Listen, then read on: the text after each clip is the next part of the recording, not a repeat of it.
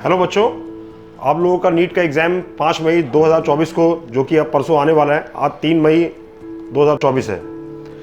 मैं last moment पे आप लोगों को ये बात बताना चाहूँगा कि वैसे आप लोगों को सब कुछ पता भी है कि नीट में क्या क्या करना चाहिए, क्या क्या नहीं करना चाहिए। हम क्लासरूम में ऑलरेडी डिस्कस कर चुके हैं, लेकिन फिर भी बच्चों मैं एक चीज़ बोलना चाहूँगा आपसे लास्ट मोमेंट पर कि आप लोगों को पहले क्या नहीं करना है। सबसे पहले तो आपको ये नहीं सोचना है कि मेरा नीट में होगा कि नहीं होगा, नंबर 1 बात।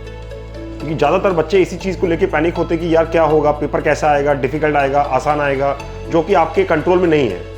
तो जो भी चीज़ आपके कंट्रोल में नहीं होती है, कभी भी उसको आप ज़्यादा ओवर थिंकिंग मत करिए। उससे केवल और केवल नुकसान होना है आपका। ये पता भी है आपको, लेकिन उसके बावजूद भी हमारा ब्रेन सोचता है उन चीज़ों को।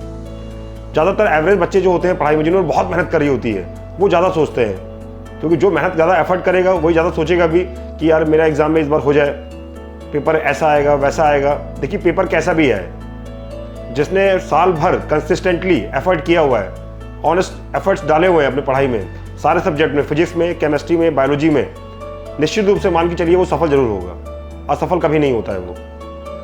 तो पहले आपको एकदम रिलैक्स रहना है। जैसा जानते हैं सभी लोग बोलते हैं कि रिलैक्स रहना है, लेकिन रिलैक्स आप तभी रह पाएंगे जब आप ये मान लेंगे कि नीट के केवल एक मात्र एग्जाम है। ये आपकी लाइफ का एक पार्ट है, आपकी लाइफ नहीं है नीट। क्योंकि आपको फिर नीट के बाद नीट पीजी देंगे या आईएएस बनेंगे, बहुत सारे एग्जाम्स हैं उसके बाद, तो सब कुछ नीट नहीं है। अगर आप इसको उतना ही वैल्यू देंगे जितना इसको देना चाहिए, तो नीट बड़ी आसानी से क्लियर हो जाएगा बच्चों। बिल्कुल रिलैक्स होकर जाइए। छोटा सा हिस्सा है जीवन का आपका। बहुत सारे डॉक्टर ऑलरेडी बन चुके हैं, मैं जैसा पहले बोलता भी हूँ। अब आपकी बारी है, आप भी बनेंगे और आप भी आगे बढ़ेंगे। तो बिल्कुल रिलैक्स रहना है, कूल रहना है। जो भी फॉर्मूलेज छोटे छोटे हैं फिजिक्स में, केमिस्ट्री में, बायोलॉजी में, जो एग्जाम्पल्स हैं उनको एक बार देख लीजिए बस। कल 4 तारीख रहेगी, शाम तक आप जो भी चीज़ें एक बार गो थ्रू हो सकते हैं, जहाँ पे आप थोड़ा लगता है कि फॉर्मूला वाइज देखने वाली चीज़ें वो देखिए।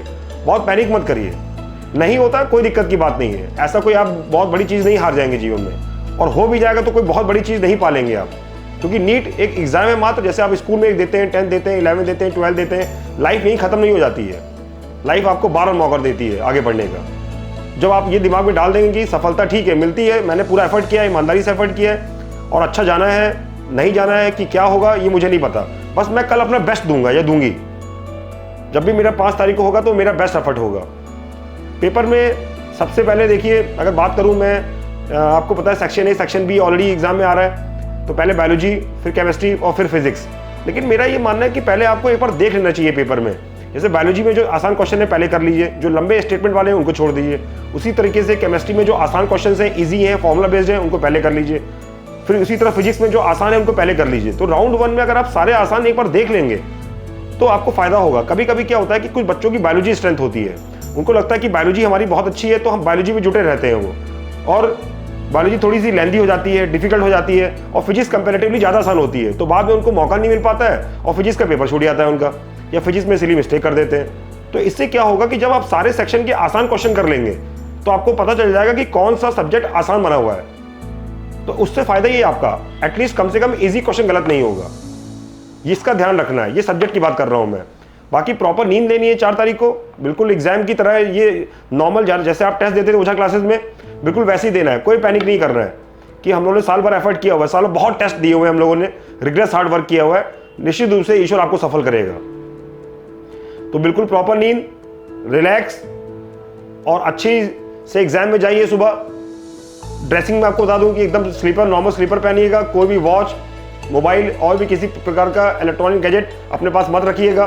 सिंपल सा ट्राउजर, स्लीपर और टी शर्ट। लड़कियों के लिए भी यही है कि सिंपल से ड्रेस पहन के जाइए एकदम। कोई भी ऐसे आइटम मत रखिए, कोई भी ड्रेस ऐसी मत रखिए जो अनवांटेड हो, जिससे आप वहाँ पे फर्जी तरीके से आपको रोक लिया जाए एग्जाम में और आपका टाइम वेस्ट किया जाए और एक अनवांटेड प्रेशर क्रिएट हो जाए आपके दिमाग में नेसेसरी। अगर सेंटर दूर पड़ा हुआ है तो पहले चले जाइएगा ताकि रिलैक्स रह सके। हड़बड़ाहट में मत जाइएगा, इसका भी ध्यान रखिएगा बच्चों।